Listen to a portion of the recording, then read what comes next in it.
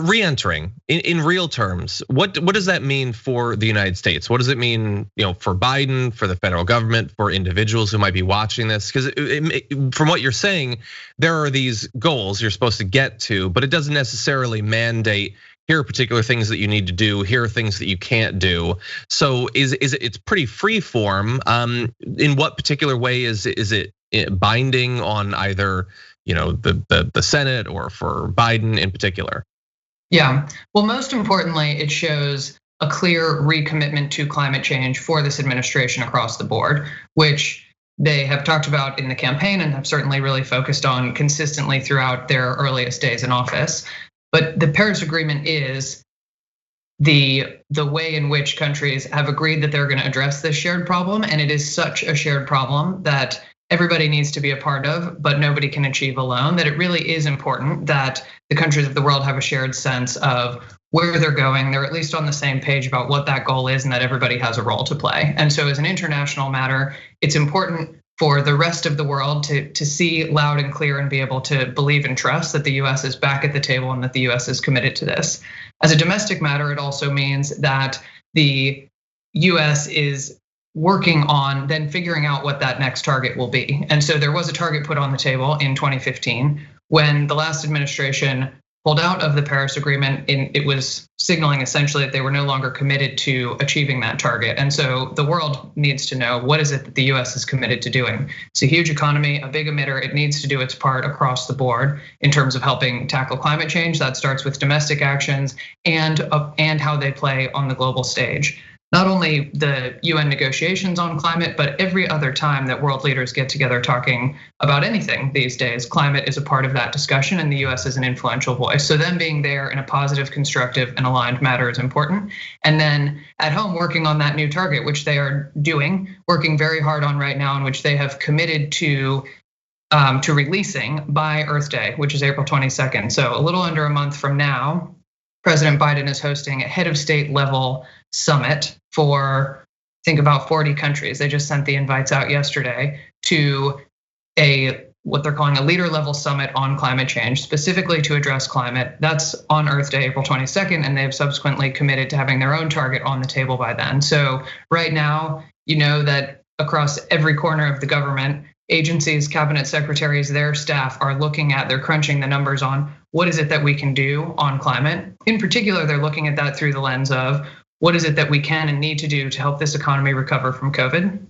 Fortunately, more and more climate solutions are positioned to be effective drivers of growth and economic recovery and job creation. And so those are questions that they're going to be able to look at hand in hand and find quite a few measures that are both beneficial to society, to health, to job creation, the economy, and to our shared global problem of climate. And so the government has talked about taking a whole of government approach to climate change. President Biden has talked about his agenda to build back better, and those two come together with climate action as a real pillar of how we build back this economy. So they're crunching those numbers now. Everybody's watching to see what that number is that comes out on or before April 22nd, and that will be significant in terms of certainly the action it sets in motion in terms of domestic policy and processes, and also the signal that it sends to the world as to just how ambitious they're ready to be.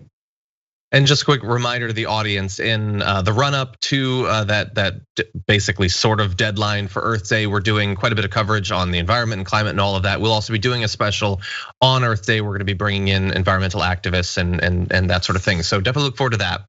Well, Jen, one last question I want to ask you though, has to do, I guess, with the ratcheting process that you were talking about. So along the way, we have to see our countries doing what they need to do. So let's say in theory, it shows that some are not. What are the tools that can be used to influence that, either carrots or sticks, that would not lead to a state deciding, you know what, it's not worth it. If I leave, I can do whatever I want. And if one state backs out, maybe others do. Is that a concern? And what are the tools to try to influence them without producing that outcome?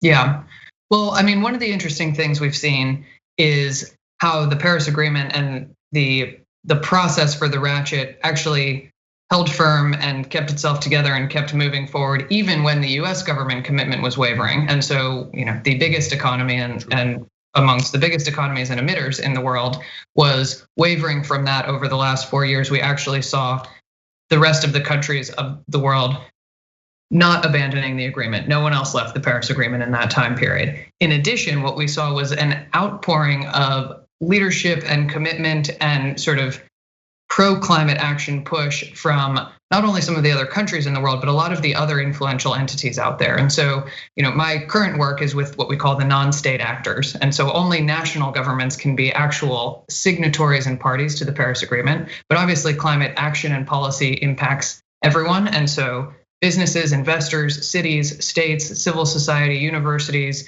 groups from across society and the economy have come out over the last 5 years since Paris. There were a number of them advocating for a strong Paris Agreement, but since then that has only grown in terms of the demand for action, those committing themselves to specific action. And so there's a strong base of commitment to climate action amongst other actors who are also influential politically. And so that's a part of the answer, is that there's a real momentum here that you're seeing in terms of the non-governmental or non-national government actors, which is helpful.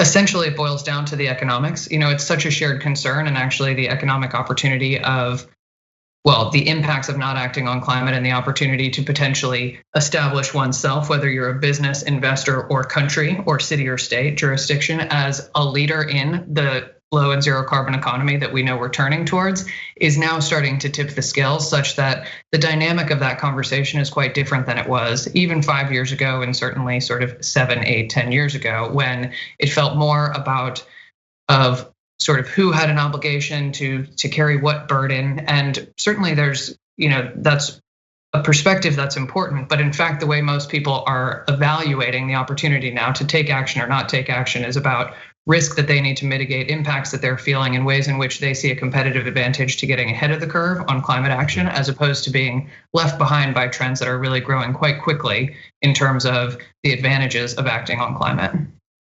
And what you'd referred to earlier, some of the economic benefits in terms of growth that could be achieved. Yeah. Jen Austin is the Director of Strategy and Policy at the COP High Level Champions for Climate Action. Jen, really want to thank you for taking time out to help catch me and our audience up to speed on all this. Really do appreciate it. Thanks so much for having me. Pleasure, and I'll tune in for the Earth Day version as well. Thank you.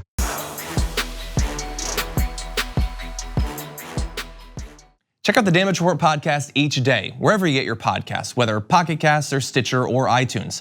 You can join me as I give you the news and stories you want, with a range of co-hosts and interview guests jumping in on the fun each day. Again, that's the Damage Report, wherever you get your podcasts. And if you get them at iTunes, don't forget to rate and review. Sometimes I'll read them live on the show.